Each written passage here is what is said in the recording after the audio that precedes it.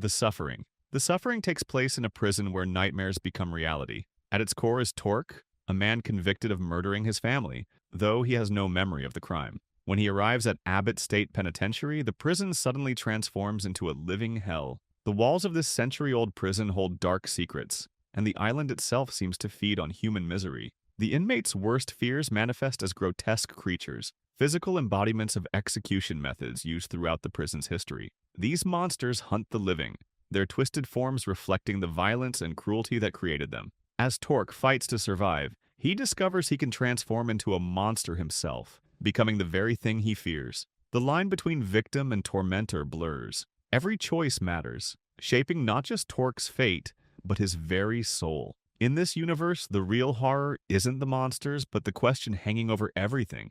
What if the greatest monster is the one inside you? What if your guilt is justified? This is a world where redemption is possible, but never guaranteed, and the price of truth is paid in blood. Paranoia Agent. In this world, stress spreads like a disease. It all starts when Tsukiko, a character designer, makes up a story about being attacked by a kid with a golden baseball bat to avoid a work deadline. But then something weird happens. This made-up attacker, Lil Slugger, starts showing up for real, attacking other stressed-out people across Tokyo. The thing is, Lil Slugger isn't really the bad guy here. He shows up exactly when people can't take the pressure anymore. And the strangest part? His victims seem almost relieved after he attacks them, like they finally have a good excuse to drop all their responsibilities. As more people get attacked, the whole city starts to lose its grip on reality. News reports, rumors, and actual attacks all blend together. Nobody knows what's real anymore. The city literally starts to fall apart as everyone's shared reality breaks down.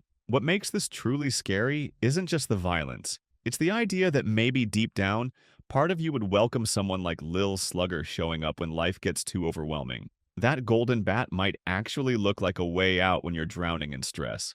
Dracula. Bram Stoker's Transylvania wasn't born solely from folklore. It emerged from Victorian anxieties like a bat from midnight shadows. This universe, where an aristocratic predator feeds on innocent blood, first sank its fangs into public consciousness in 1897, but the wounds have never truly healed. At its core, Dracula embodies our primal fear of corruption, sexual, moral, and spiritual. The Count doesn't merely kill, he transforms. His victims become reflections of himself, forever altered, forever hungry. In his universe, purity is temporary and darkness is patient. The symbolism remains indelible. The castle perched like a vulture over civilization, moonlight streaming through arched windows, and that hypnotic gaze promising both pleasure and oblivion. The blood is the life, Renfield reminds us, a communion twisted into parasitism. Philosophically, Dracula confronts us with the aristocracy of evil, how power, when unchecked by mortality, becomes monstrous. The Count isn't merely undead, he's the ultimate outsider, the foreign other who threatens to colonize our bodies from within. Perhaps what truly haunts us about Stoker's creation is not that monsters exist, but that they can wear such seductive masks, making us willing participants in our own destruction. Parasyte. Shinichi awakens to something tunneling into his hand. He traps it there, interrupting its journey to his brain. Now his right arm contains Migi, an alien intelligence that transforms his limb into weapons at will. Across Tokyo, others weren't so fortunate. Parasites successfully reaching brains have replaced human consciousness entirely. They walk among us with perfect camouflage, viewing humanity as nothing but prey animals. What distinguishes Parasyte isn't gore or jump scares, but its cold biological perspective. The parasites aren't malevolent. They're simply claiming an ecological niche with greater efficiency. One controlled scientist calmly explains they're merely doing to humans what humans have done to countless species, displacing them through superior adaptation. As Migi's cells gradually infiltrate Shinichi's body, he becomes a biological hybrid, stronger, faster, emotionally muted. The series offers no heroic resolution, only uneasy symbiosis. Perhaps we aren't the end point of evolution, but simply another transitional form awaiting replacement by something better adapted to a changing world. The Black Company. The Taking of Names. The world of the Black Company exists in the long twilight of empires, where sorcerers have transcended mortality to become living weapons. Across blasted battlefields and ruined cities, mercenaries witness magic wielded by beings who have sacrificed their humanity for power, measured in centuries. This harsh landscape serves as both backdrop and metaphor for magic's corrupting influence. At its core, the magic system revolves around the concept of taking, a ritual where one sorcerer consumes another's name, essence, and power through horrific domination. The Dominator, Soulcatcher, Limper, these are not merely titles, but terrible transformations of identity. Those with true names hidden grow powerful, while those whose names are known become vulnerable. The most terrifying practitioners become something less and more than human, their bodies decaying while their consciousness endures. This magic represents the ultimate corruption of identity, how power consumes personhood until nothing remains but ambition. Those who wield magic become hollow vessels filled with stolen lives, their original selves buried beneath layers of atrocity. In the end, all names are merely shadows, waiting to be claimed by forces that remember long after humans forget. Mononoke. In feudal Japan, there are spirits called Mononoke that literally feed off human malice. They're born from secrets buried so deep they've turned toxic. This mysterious medicine seller wanders around with his ornate box of tools, but here's the catch. He can't do anything until he figures out three specific things: the form, the truth, and the reason. Only when all three pieces click together can he actually draw his sword and cut through the veil between worlds. Now, what makes Mononoke absolutely terrifying isn't the supernatural stuff. It's how every single spirit comes from human cruelty that's been festering for years. You've got this pregnant woman who died tragically, and she births a vengeful cat spirit. Family secrets transform into these writhing, dark entities. Each case peels back all the polite social layers to show you the rot underneath. Family secrets, abandonment, abuse, tragedy, but it's all wrapped up in these gorgeous traditional Japanese art styles. The medicine seller himself? Total enigma. He's not quite human, not quite spirit, just existing in that weird space between worlds. His painted face and knowing smile tell you he's seen every possible variation of human evil, but he keeps doing his job with this detached professionalism. He gets that Mononoke aren't invaders. They're revelations. Here's the devastating part about Mononoke. It's not that spirits exist. It's that they're created by the exact same social structures that are supposed to keep everything harmonious. Every polite silence, every shameful secret, every time someone looks away from suffering. It all feeds this darkness until it literally takes physical form. The medicine seller isn't battling monsters, he's performing autopsies on a society that creates them, one beautiful and horrifying case at a time. Promised Neverland. Promised Neverland exists in a world of perfect illusion. On the surface, it's a story about orphans living in an idyllic home called Grace Fieldhouse. They are well-fed, well-educated, and deeply loved by their caretaker, whom they call Mother. But beneath this facade lies a horrifying truth. These children are not orphans. They are livestock. The world outside their orphanage is ruled by demons who farm humans for their brains, considered a delicacy. The more intelligent the child, the more valuable the harvest. Their entire existence is a careful cultivation, their happiness engineered to produce the perfect product. Their mother isn't their protector. She's their farmer, preparing them for slaughter. When the oldest children, Emma, Norman, and Ray, discover their fate, they face an impossible choice: escape and risk everything, or remain in their false paradise until their time comes. This is a universe where childhood innocence crashes against brutal reality, where the adults meant to protect children are complicit in their destruction. There are no monsters hiding under the bed. The monsters sit at the head of the table, checking your test scores, tucking you in at night, and deciding when you're ripe for harvest. The Magnus Archives. You're Jonathan Sims, the new head archivist at a place that collects stories about weird, unexplainable events. Most of these stories can be easily debunked, but some can't. The ones that feel most real have to be recorded on tape, not digitally, and speaking them aloud feels like opening doors that should stay closed. At first, these seem like separate scary stories. A woman eaten by a book, a man who found an impossible door in his house, caves that change shape around explorers. But slowly you start to see connections between them all. Then comes the truly terrifying part. Our world is actually shaped by 14 different types of fear. Not just feelings, but actual entities that feed on our terror. The fear of being buried alive. The fear of falling forever. The fear of strangers who aren't quite right. And as you record each scary story, you're not just documenting these fears, but you're serving them, especially the one called the eye that watches everything. Your growing paranoia isn't just in your head, it's you waking up to the truth. And when you finally realize your entire job was set up to feed these fear gods, you understand the worst truth of all. Learning about these powers doesn't help you fight them. It just marks you as their property. Frankenstein.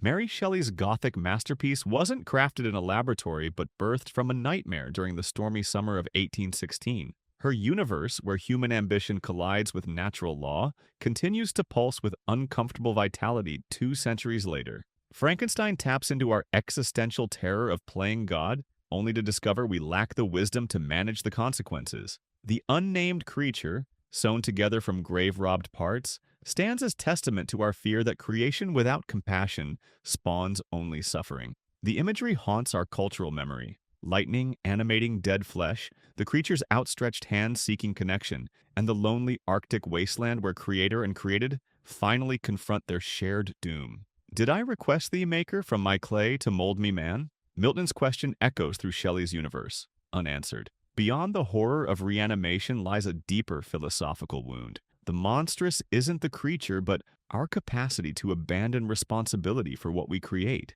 Shelley's universe forces us to consider whether true monstrosity lives in the being stitched from corpses or the mind that conceived him and then turned away. In the shadow of the creature's suffering, we must ask ourselves, what does it say about humanity that our creations so often reflect not our divinity, but our capacity for cruelty? Amnesia. A single candle illuminates stone walls. You hold a note in trembling hands, written by yourself, to yourself, ordering you to kill Baron Alexander. Your memories? Deliberately erased by your own hand. Brennenburg Castle becomes a psychological maze where darkness damages your sanity meter, while hiding keeps you alive. Looking directly at shambling horrors accelerates mental breakdown.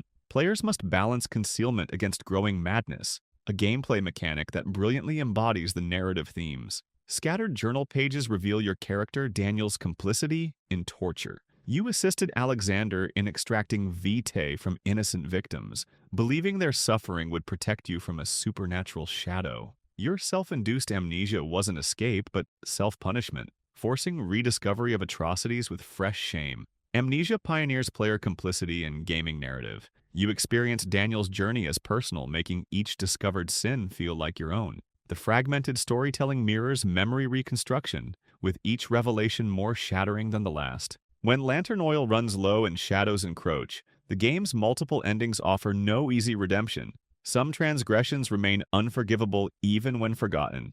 Malazan Book of the Fallen, The Warren's Terrible Price. The Malazan universe sprawls across countless continents and dimensions, where civilization exists as brief candles burning between apocalypses. Elder gods, ascendants, and mortals vie for power across a tapestry of fallen empires and buried histories where magic scarred the world so deeply that reality itself has fractured. In this broken landscape, entities feed on worship and sacrifice, while civilizations rise from and return to dust. Magic flows from warrens, pocket dimensions corresponding to aspects of existence that mages access by tearing holes in reality. Each warren represents a fragment of a dismembered god, leaking power into creation through wounds that never heal. Using magic means channeling this pain through your own body and mind. Prolonged exposure physically transforms practitioners, skin cracking with glowing sigils, blood crystallizing into shards. Some warrens devour their users from within, others drive them to madness. This system embodies the horror of unintended consequences, how power demands sacrifice across generations.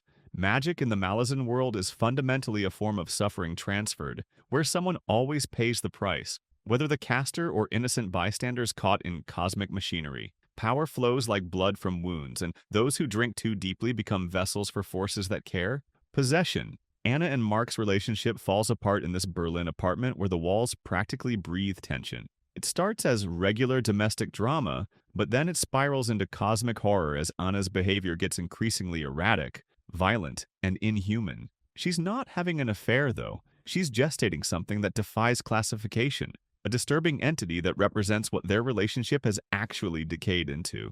The real horror here isn't that infamous subway breakdown scene or the creature design. It's how the movie literally shows you what happens when a marriage dies. Anna doesn't get possessed by some outside force. She becomes the physical manifestation of everything their relationship suppressed, denied, and left to rot. The creature isn't invading their life, it is their life, just revealed without all the social makeup we usually wear. Meanwhile, Mark's descending into paranoid investigation mode, hiring private detectives, confronting Anna about her mysterious disappearances. Even Berlin itself becomes part of the horror. The divided city mirrors their fractured minds, and the wall represents not just political separation, but all those barriers we build to avoid facing what we've become. The most terrifying realization? It's not that love can transform into something monstrous. It's that the monster was always there, waiting beneath the surface of every intimate relationship. The creature Anna births isn't some alien invader. It's the true face of their marriage once you strip away all pretense.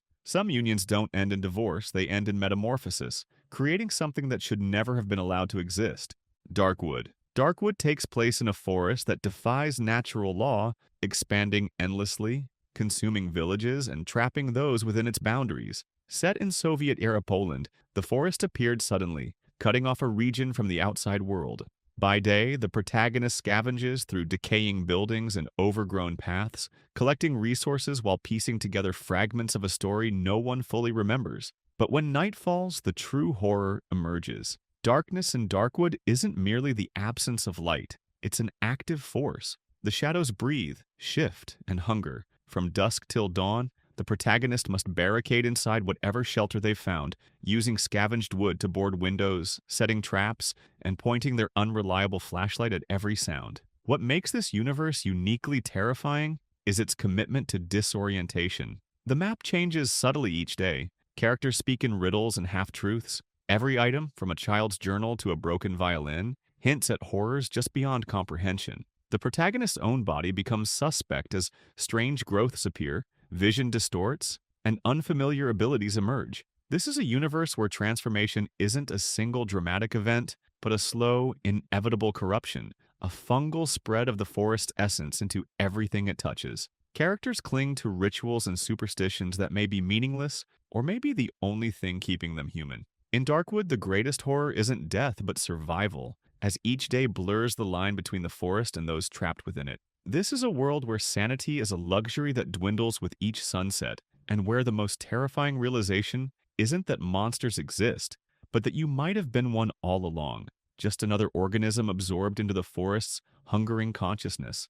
Over the garden wall, two brothers, Wirt and Greg, get lost in a strange forest called the Unknown. They meet a talking bluebird named Beatrice and learn about a monster called the Beast who stalks lost travelers. Every place they visit feels like an old American folktale brought to life. Everything is autumn-colored and slightly off. But these woods aren't just a physical place. All the weird, twisted trees and strange characters they meet reflect Wirt's teenage anxieties and fears. When they're warned that the Beast wants to turn them into trees to fuel his lantern, it's really about how easy it is to get lost in your own sadness and fear. As they travel deeper into the woods, the line between being alive and dead gets blurry. They meet people who aren't quite living but aren't really gone either. There's a town where everyone wears pumpkins on their heads and dances in an endless harvest celebration. A fairy that you pay for with your deepest regrets. What's really scary is when you realize the unknown only appears to people who are already slipping away, drowning, dying, losing themselves. And when the Beast finally shows himself, just a silhouette of twisted branches with glowing eyes, you understand that some people never find their way back out of their darkest moments. Sometimes we drag others down with us when we're lost. The Twilight Zone. Rod Serling opened a door in 1959 not located in space but in the human mind. His anthology universe, existing somewhere between science and superstition, illuminated the shadows lurking within post-war American optimism. The Twilight Zone manifests our fear of the inexplicable within the ordinary. Its terror lies not in grotesque monsters, but in the realization that reality itself is fragile, potentially shattering at any moment to reveal something incomprehensible beneath the surface. Those signposts are burned into our cultural consciousness, a shattered eyeglasses beside books that will never be read, a cookbook with humanity on the menu, suburban streets emptied by paranoia. It's a cookbook! Remains perhaps the most chilling punchline in television history, revealing how easily trust becomes the instrument of our destruction. Serling's universe serves as a philosophical looking glass, reflecting Cold War anxieties, racial tensions, and technological fears through parables too disturbing to address directly. Each episode whispers that the greatest horrors aren't invaders from space, but the prejudices, greed, and cruelty coded into human nature. What keeps us returning to this dimension is the uncomfortable suspicion that perhaps we've always lived in the Twilight Zone, a reality where truth is subjective and madness is simply a different way of seeing. The Terror, HMS Erebus and HMS Terror, British naval vessels seeking the Northwest Passage. become locked in endless Arctic ice. 1845 becomes 1846 becomes 1847. No thaw comes. Based on the real Franklin expedition, this series reimagines their fate through environmental extremity. Captain Francis Crozier watches Royal Navy discipline collapse against implacable nature. Scurvy distorts personalities. Lead poisoning from improperly soldered food cans induces hallucinations. The endless white creates paradoxical claustrophobia. 24-hour darkness dissolves time perception. Through documentary-like precision, the terror systematically dismantles 19th-century certainties. Naval hierarchy, technological superiority, British imperial confidence, all prove meaningless against cold that freezes mercury thermometers solid. When respected officers suggest cannibalism with perfect Victorian politeness, the series reveals its philosophical core. Civilization exists as mere temporary arrangement against natural forces. While a supernatural Toonbach stalks the ice, the true antagonist remains the Arctic itself, wholly indifferent to human presence. Men hallucinate dead comrades walking beside them across endless white. The environment doesn't actively oppose human intrusion, it simply doesn't acknowledge it at all. This sublime indifference ultimately proves more devastating than any malevolence could be. Broken Empire Trilogy, The Tainted Light of Builders. The Broken Empire exists in a post-apocalyptic Europe where technological civilization collapsed, leaving radiation-twisted landscapes populated by feudal kingdoms. Beneath medieval warfare and politics lies the truth. This world is Earth 1,000 years after nuclear devastation, where radiation and quantum effects have altered reality itself. Ancient technology appears as magic to a regressed humanity, while actual supernatural forces have awakened in the chaos. Magic manifests primarily through necromancy and manipulation of builder technology, remnants of advanced quantum computers and nuclear power that fractured reality. Those born in places where radiation and dimensional boundaries weakened can manipulate these forces through sheer will. Prince Jorg and necromancers like him can command the dead by touching the quantum spaces between life and death. Using this power physically corrupts, leaving black veins crawling beneath the skin and rotting flesh. This magic system represents humanity's self-destruction, how our greatest achievements become our undoing when divorced from morality. The power comes directly from humanity's apocalyptic hubris, a poisoned inheritance that continues to corrupt generations born long after the catastrophe. Iron Lung. Picture this, a crimson ocean stretching infinite and red, this vast sea on a distant moon where something massive moves beneath the surface. You're trapped in the Iron Lung, a makeshift submarine barely big enough for one person, equipped with basic controls and a camera that only takes grainy photos. Your mission sounds simple. Map coordinates in this alien sea. Your reality? You are completely, utterly alone with nothing but your own breathing and the occasional something hitting your hull. Iron Lung's claustrophobia isn't just about cramped quarters. It's how it weaponizes isolation against your sanity. You're navigating blind, relying on sonar pings and pure faith, never seeing what's around you except through pixelated snapshots that just raise more questions. Strange structures loom in the distance. Shadows move beneath you. Something large enough to make your vessel look like a toy stalks through those crimson depths. The Crimson Ocean isn't just scenery either, it's practically a character, pulsing with its own rhythms and hiding its own secrets. Every photograph feels like you're intruding, documenting things that were never meant to be seen. The coordinates you're mapping lead to locations that make zero sense, structures that suggest intelligence, purpose, malevolence. Here's what gets you. The most devastating realization isn't that you're trapped in a crimson ocean, it's that you're not alone in it, and whatever shares these waters has been waiting for someone foolish enough to enter its domain. Your submarine isn't protection, it's a tin can floating in something's hunting grounds. Every photograph brings you closer to understanding that you weren't sent here to explore. You were sent here to feed whatever's been starving in the dark. I Am Legend. I Am Legend unfolds. In a world where humanity's reach exceeded its grasp, a miracle cancer cure mutated into a virus that swept across the globe like wildfire. Those it didn't kill, it transformed into something no longer human. Creatures that hunt in darkness, that crave human flesh, that remember enough of their humanity to set traps but not enough to resist their new nature. In this graveyard of civilization stands Robert Neville, the last man in New York City. By day, he hunts for supplies, broadcasts radio messages into the void, and searches for a cure with increasingly desperate determination. By night, he barricades himself inside his fortified home while the infected howl outside. His only companion is a dog, the last thread connecting him to the world that was. Neville's days are structured around rigid routines, not just for survival, but to maintain his sanity in a world of overwhelming silence. What makes this universe truly haunting is not just its emptiness, but Neville's place within it. To the nocturnal creatures, he is the monster, the daylight predator who captures their kind for experiments, the legend they warned their young about. In his quest to restore humanity, Neville fails to see that a new form of society has already emerged from the ashes, one that views him not as a savior, but as the last remnant of a species whose time has passed. This is a world where salvation and damnation depend entirely on perspective, where the line between hero and villain exists only in the stories we tell ourselves. Coraline. There's a small door in Coraline's new apartment that shouldn't lead anywhere but brick, but somehow it becomes a tunnel to another apartment just like hers, but better. The food tastes amazing.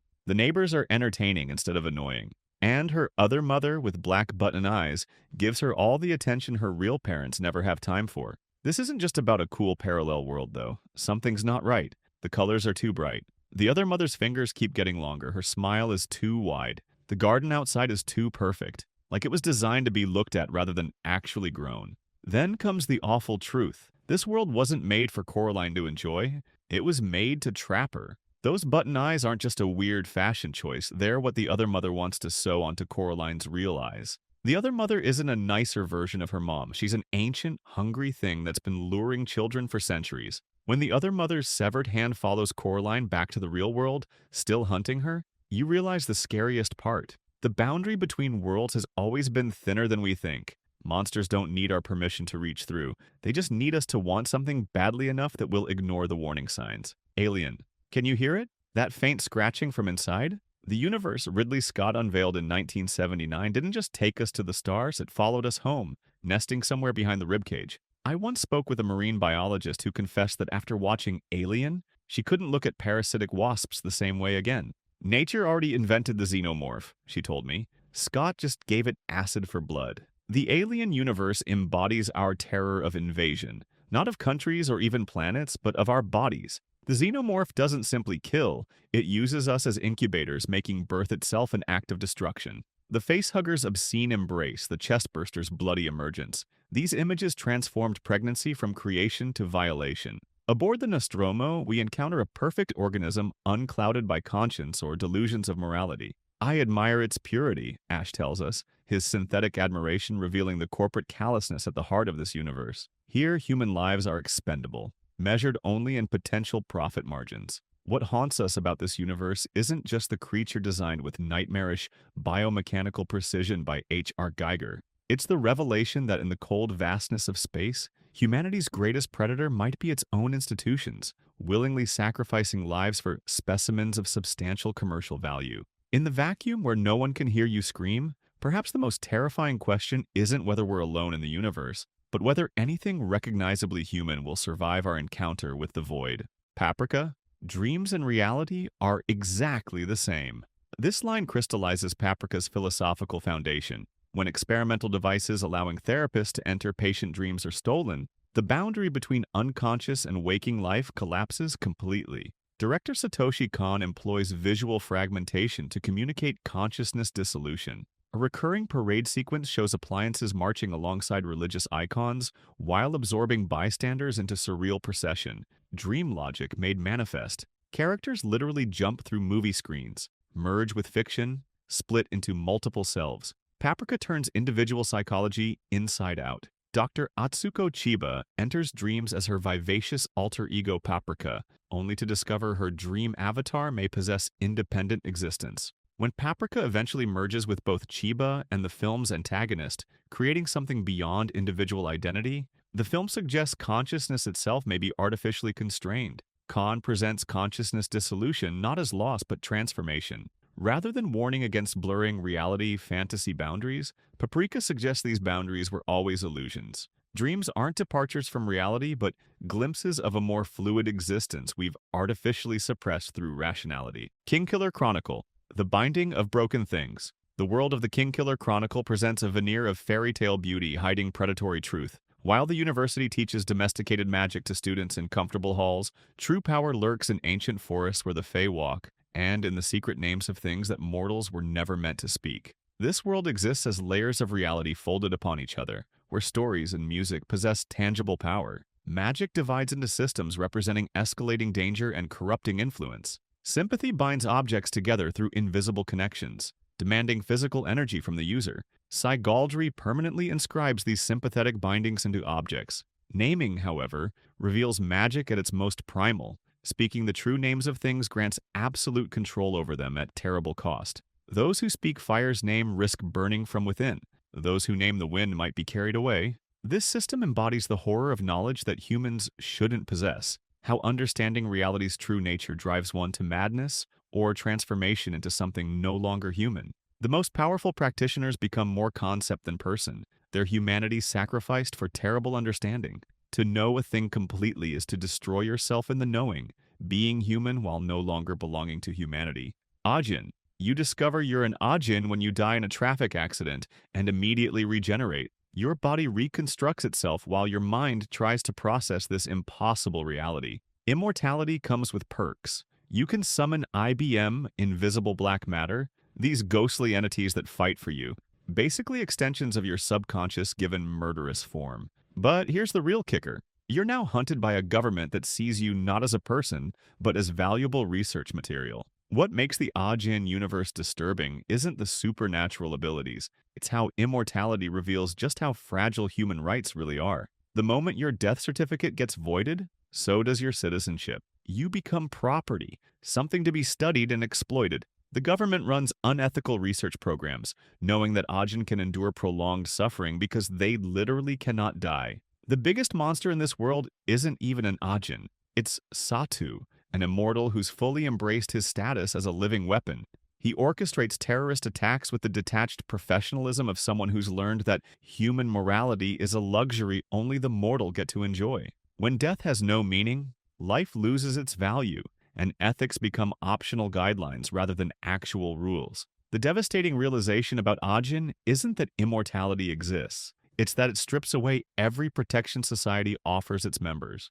Your immortality doesn't make you superhuman. It makes you posthuman, existing in this legal and moral void where your suffering has infinite duration and your rights mean absolutely nothing. You wanted to live forever, but you never considered that forever might be spent in a laboratory, aware and suffering, with death no longer available as an escape. Hollow Knight. Hollow Knight takes place in a kingdom buried deep beneath the world, forgotten by time itself. Hollowness was once a thriving civilization of insects, ruled by a mysterious being known as the Pale King. But now it lies in ruins, its citizens driven mad, its glory reduced to crumbling architecture and fading memories. At the heart of this tragedy is a primal force called the Infection, a searing orange light that consumes minds from within. The Pale King, in his desperation to save his kingdom, committed an unspeakable act. He created thousands of children, vessels meant to contain this plague. These vessels were raised in complete darkness, forced to grow without thought, without will, without voice. Most were discarded, their broken bodies cast into an abyss. Only one was deemed hollow enough for the task, the Hollow Knight, sealed away as a living prison for the Infection. But the plan failed. Nothing can truly exist without a mind, without desire. Even the perfect vessel developed a small fracture in its purpose, and through that crack, the Infection began to seep back into the world. This is a universe where good intentions lead to child sacrifice, where civilization is built on suffering, where gods die but their consequences linger eternally. In Hollowness, greatness and ruin are forever intertwined, and even the smallest creatures must bear the weight of choices made by beings who thought themselves divine. Yume Nikki. You play as Madatsuki, a young girl who won't leave her tiny apartment. The game never explains why. During the day, all you can do is walk around her small room. TV, bed, desk, a door you refuse to open. But when she sleeps, her dreams become huge, impossible worlds connected by doors that make no logical sense. As you explore these dream landscapes, a neon highway with ghost people, a snow world with faceless women chasing you, a desert of pastel colors, you collect effects that change how you look. A knife that makes you a killer, a towel that makes you sneeze blood, a cat body that lets you meow. But nothing you find ever seems to help or make things better. What's really unsettling isn't jump scares or monsters. It's the total silence, the lack of any explanation, and the feeling that you're walking through someone's broken mind. The creatures you meet don't attack you so much as just exist in disturbing ways, like human fears given strange forms.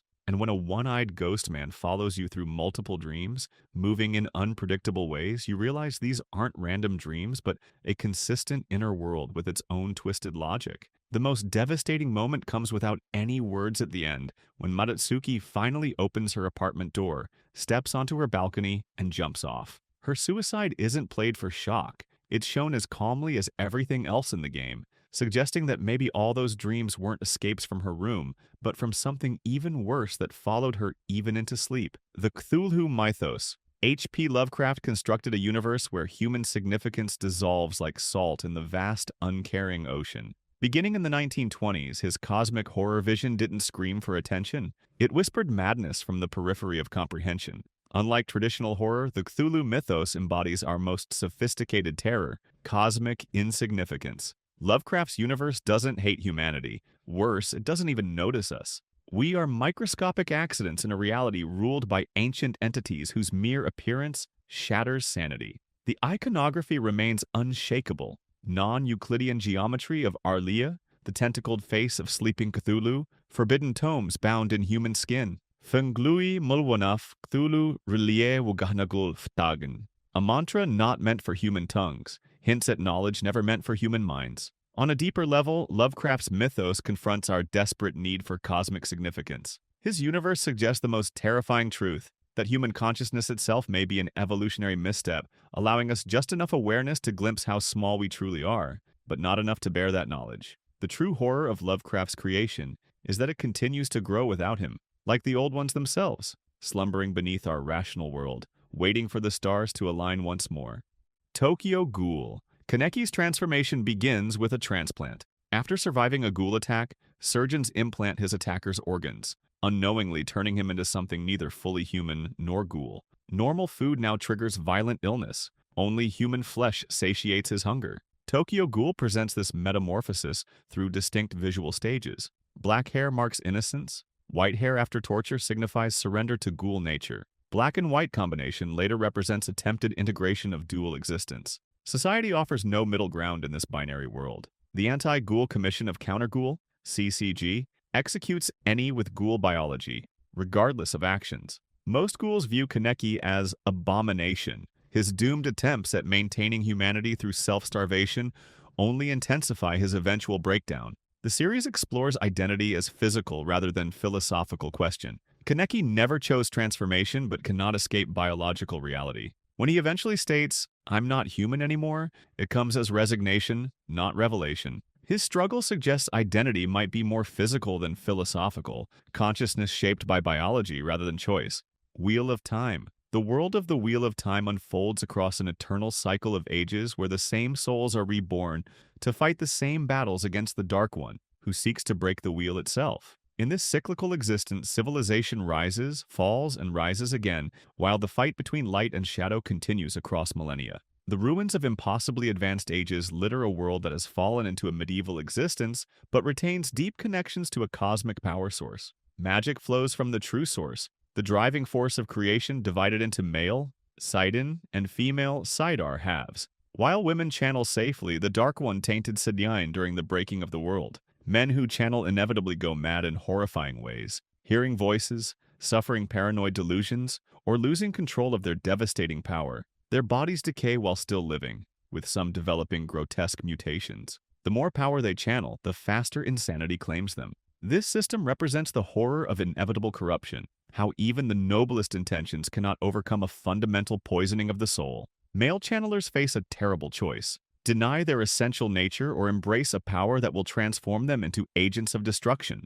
Those who touch divinity must prepare for divinity to touch them in return. House LLC.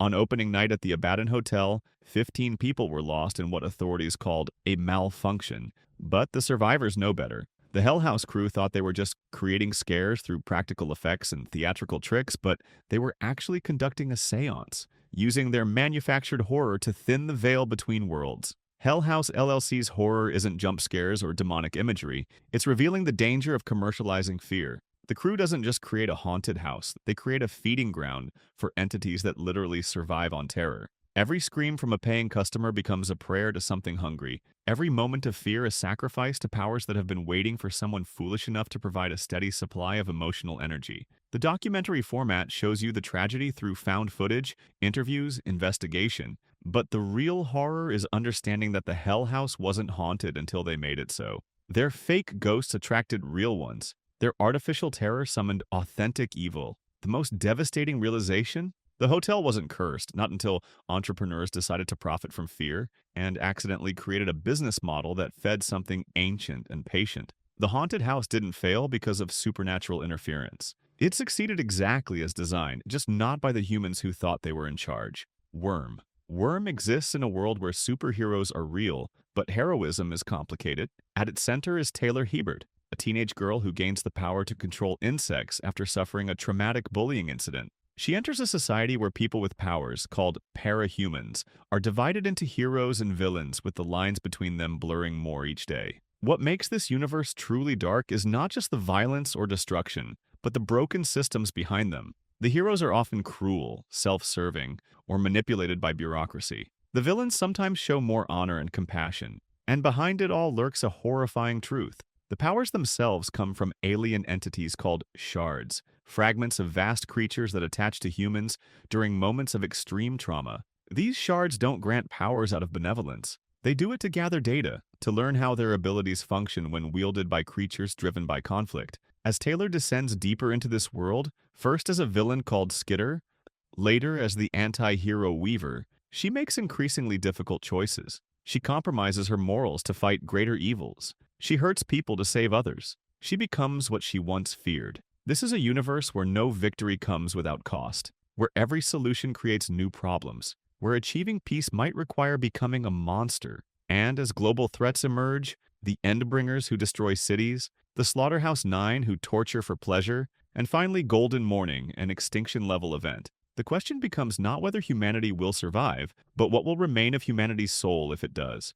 The Mandela Catalogue. Imagine someone is in your house who looks exactly like your spouse. Same face, same clothes, same voice. But when they smile, it doesn't look quite right. When they speak, their voice comes slightly before their lips move, and they're standing at the foot of your bed, watching you pretend to sleep, knowing that you know they're not who they appear to be.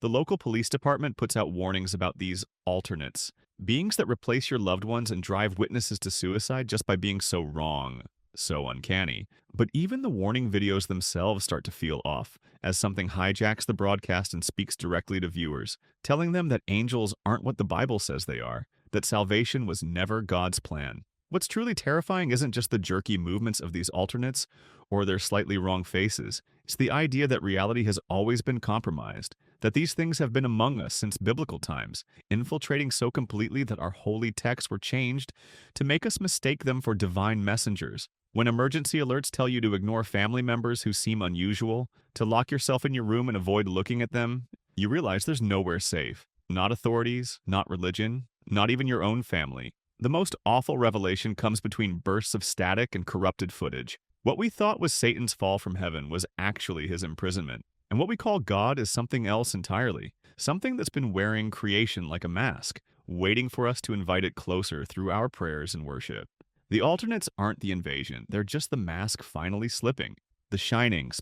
The Overlook Hotel stands in isolation, snowbound and majestic. A cathedral dedicated to American ghosts. Stephen King conceived it, but Stanley Kubrick transformed it into a maze from which our imagination has never fully escaped. This universe channels our dread of history's inescapable gravity. The hotel doesn't merely contain hauntings, it is itself a haunting, a place where time folds back on itself, where the past refuses to stay buried under the pristine snow. The imagery burns like frostbite in our cultural memory. An ocean of blood pouring from elevator doors, twin girls holding hands in a hallway, red rum scrawled in childish handwriting, and an axe splintering through a bathroom door. Here's Johnny, a line borrowed from American entertainment transformed into the battle cry of madness. The Overlook's long corridors invite philosophical wandering. Is evil a supernatural force or merely the ghosts of our own weaknesses magnified by isolation? Jack Torrance's Descent suggests that perhaps monsters don't create evil places. Evil places simply reveal the monsters already lurking within ordinary men. When Jack studies the photograph from 1921 and discovers his own face staring back, we confront the most disturbing proposition of this universe, that we have always been here, that we will always be here, and that our darkest impulses are not personal demons but inherited curses, passed down through generations like heirlooms we cannot discard.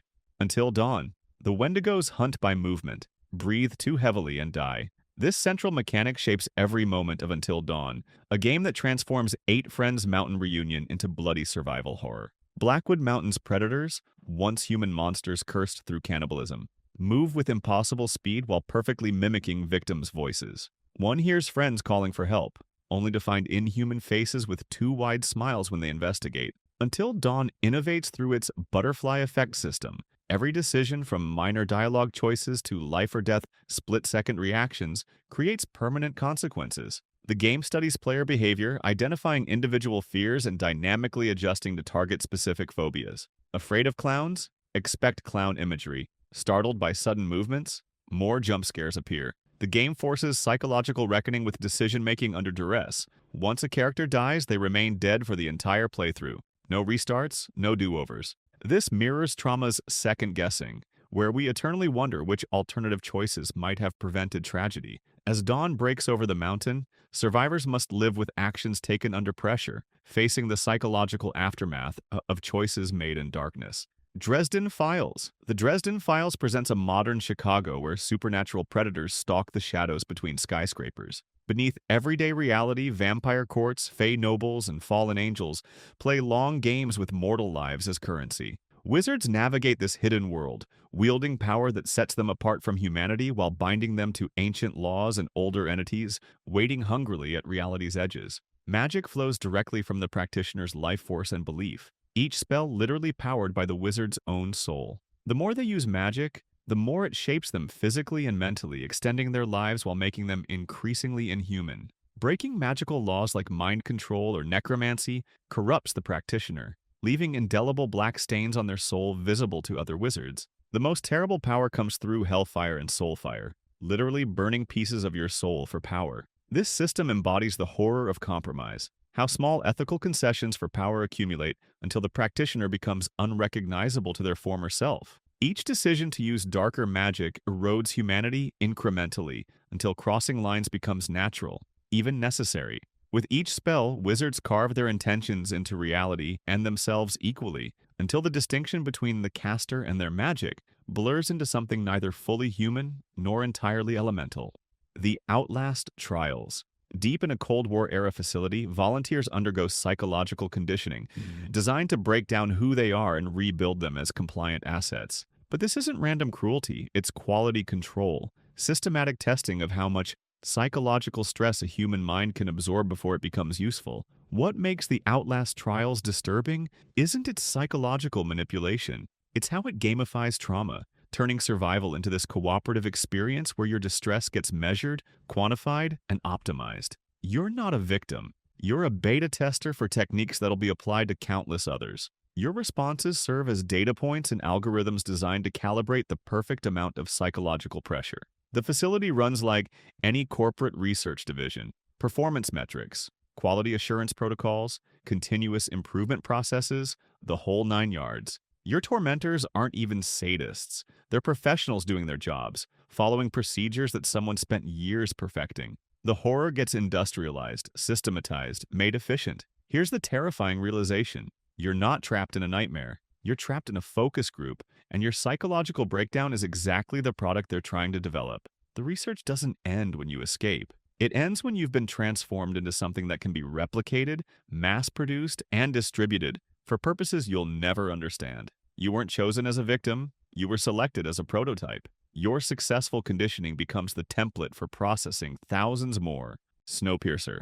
Snowpiercer exists in a world frozen by humanity's arrogance. After failed attempts to reverse global warming, Earth has become a wasteland of ice. The last survivors circle the globe on a perpetually moving train, a closed ecosystem where nothing is wasted, especially not human potential for cruelty. Inside this metal arc, a brutal hierarchy has developed. At the front of the train live the elites in luxury, enjoying fresh food, education, and space. But as you move backward through the cars, humanity deteriorates. The tail section houses the lowest class, people who eat protein bars made of crushed insects, who wear the same clothes until they rot, whose children are occasionally stolen for mysterious purposes. The train's creator, Wilford, has designed this system not from necessity, but from belief, a conviction that this rigid order is the natural state of humanity. Curtis Everett leads a revolution from the tail, fighting his way forward car by car. But with each bloody victory comes a more disturbing revelation. The rebellion itself may be part of the system's design, a pressure valve for discontent, a way to cull the population when necessary. This is a universe where escape is impossible, where revolution is anticipated, where even hope serves the machine. The engine eternal demands sacrifice, and in a closed system, the only meaningful resource is human life itself. Fear and hunger. This game puts you in a dungeon that's always been there, hidden beneath the normal world. Its stone hallways shift when you're not looking, and you find disturbing traces of previous explorers. A severed arm hanging from a hook, a pile of human teeth used as money, bloody bandages where someone cut off their own face to please something watching from the walls. But this isn't just about physical torture. As you go deeper into the ancient chambers, reality itself becomes unreliable. Your companions, a plague doctor with a bird mask, a knight with religious delusions, a cannibal trying to be better, each bring their own mental problems. Their minds break alongside yours as sanity becomes just another resource you have to spend to progress. The real dread comes not from the monsters, but from the choices they force you to make. When you're starving, which party member do you start to eat? When ancient gods demand sacrifice, which limb do you cut off at their altar? When your companions go crazy, which one do you kill before they kill you? Each decision permanently changes how you play, how you look, and how human you remain, all falling away as you adapt to the dungeon's twisted rules. The most disturbing thing? There is no escape, no happy ending. The deeper you go, the more you realize that what waits at the bottom isn't freedom, but a horrible kind of transformation, becoming something that isn't human anymore, something that no longer remembers why it used to fear the dark. When you finally meet beings so ancient they existed before the concept of gods, you understand your whole journey wasn't about surviving, but about becoming worthy of being destroyed. Pet Sematary. Sometimes dead is better. This mantra from Stephen King's most personally frightening work isn't just a warning, it's the thesis statement of a universe that confronts our most primal denial. Let me ask you, what would you sacrifice to avoid saying goodbye? How much wrongness would you tolerate just to hold someone's hand one more time? Pet Sematary excavates our terror of death, not our own mortality, but our inability to accept the deaths of those we love. The Micmac burial ground beyond the deadfall doesn't offer resurrection but perversion, a grotesque parody of life that punishes hope with horror. The symbols burrow under the skin, a child's procession of animal funerals, trucks barreling down a rural highway, tiny footprints in mud mixed with blood, and a scalpel held in little hands that should be holding toys. "I brought you something, Mommy," whispers a voice that should have been silenced by grief. What makes this universe so devastating is its perfect understanding of parental love as both salvation and catastrophe. Louis Creed's decisions aren't driven by evil, but by the most human instinct imaginable, the refusal to accept that some separations must be permanent. The soil of Pet Sematary is fertile because it's watered with an uncomfortable truth, that grief can make monsters of us all, that love without acceptance becomes a kind of madness, and that sometimes the kindest act is to let go of what we cannot bear to lose. Monster, nothing matters. Monster explores this simple concept to its existential endpoint through Johann Liebert, a sociopath whose victims include doctors who would have lived had neurosurgeon Kenzo Tenma not saved Johann as a child. Set in post-reunification Germany without supernatural elements, the series spans 74 episodes. Johann never personally kills. He simply speaks to people, identifying psychological weaknesses and suggesting self-destruction. His perfect appearance, intelligence, and charisma make his emptiness all the more striking. Evil without obvious pathology, just absolute absence where human connection should exist. The series methodically explores competing explanations for Johann's nature. Was he born this way? Created through East German psychological experiments? Shaped by witnessing atrocities? Monster provides evidence for multiple interpretations while withholding definitive answers. Johann seeks not power, wealth, or even revenge, but absolute emptiness, to be the last person alive in a world he believes deserves extinction. This cold rationality represents nihilism's logical endpoint. If existence truly has no inherent value or meaning, Johann's conclusion becomes difficult to refute on purely philosophical grounds. Monster suggests that perhaps meaninglessness itself, not malevolence, represents existence's most fundamental threat. Gozu. Dream logic literally invades waking reality when these criminal enforcers stumble into a nightmarish underworld. Bodies just transform. No warning, no explanation. They just change. Identities become completely fluid, like you can't tell who's who anymore. Causality breaks down so thoroughly that cause and effect become totally separate things that don't even know each other exist. All those familiar criminal codes these guys live by, they dissolve completely in this landscape where meaning itself has become unreliable. People have conversations that feel incredibly significant, despite being complete nonsense. Nothing connects to anything else in ways you can understand, yet you start seeing these patterns that feel cosmically important. Numbers keep repeating mysteriously. Faces morph between total strangers. Events loop back on themselves without ever reaching any kind of resolution. Characters speak in complete non-sequiturs that somehow communicate essential information. Don't ask me how, but it works. Buildings contain rooms that absolutely shouldn't fit within their architecture. Time moves in directions that literally don't have names. Here's the kicker, though. The criminals discover they're not lost in someone else's nightmare. They're learning that consensus reality was always held together by nothing more than our collective agreement to ignore how fundamentally incoherent everything actually is. Reality operates by rules that exist purely to be broken. Psychoed Bates Motel. Shower curtains will never be innocent again. Alfred Hitchcock didn't just direct a film in 1960. He redrew the map of American Gothic, placing it not in decaying mansions but in roadside motels where anyone might stop for the night. Norman Bates welcomes us to a universe constructed from our fear of the stranger. Not the obvious outsider, but the pleasant, shy boy next door whose politeness masks unthinkable compulsions. We all go a little mad sometimes, he explains with a smile that suddenly seems too wide. The visual grammar remains inescapable. Stark shadows on tile walls, a silhouette behind a shower curtain, stuffed birds frozen in predatory poses, and a rocking chair seen from behind. 45 seconds of violin stabs have made generations afraid to wash their hair with their eyes closed. Psycho's psychological landscape is complex terrain. Norman isn't merely a monster but a victim of abuse, isolation, and his own fractured mind. Hitchcock forces us to feel uneasy sympathy for someone who carves both identities and bodies, suggesting the unsettling possibility that empathy and horror can coexist in our response to human brokenness. Mother isn't just upstairs in this universe. She's inside all of us. The voice of internalized judgment, shame, and rage that we struggle to silence. What keeps us checking into the Bates Motel again and again is the nagging suspicion that perhaps the distance between Norman and ourselves isn't as vast as we'd like to believe. The Canal. Your peaceful home starts crumbling when historical tragedies begin bleeding through into the present. Turns out comfort is always temporary. It's built on suffering that's just been displaced rather than actually eliminated. Your house sits on land that's literally soaked in forgotten pain. Decades of accumulated injustice have poisoned the very foundations of family life. The past refuses to stay buried, obviously. Supernatural phenomena manifest as these specific retributions for crimes that happened way before you existed, yet somehow you're being held accountable. The canal becomes this conduit between past and present, carrying all that accumulated trauma directly into your living room where it contaminates everything you thought was safe. Every single comfort in your life exists because horror was displaced somewhere else, geographically, temporally, socially. But displacement is always temporary because injustice seeks resolution with geological patience. Your family photos start showing faces you don't recognize. Your home's architecture shifts to accommodate rooms that served much darker purposes. The haunting reveals that innocence is always borrowed.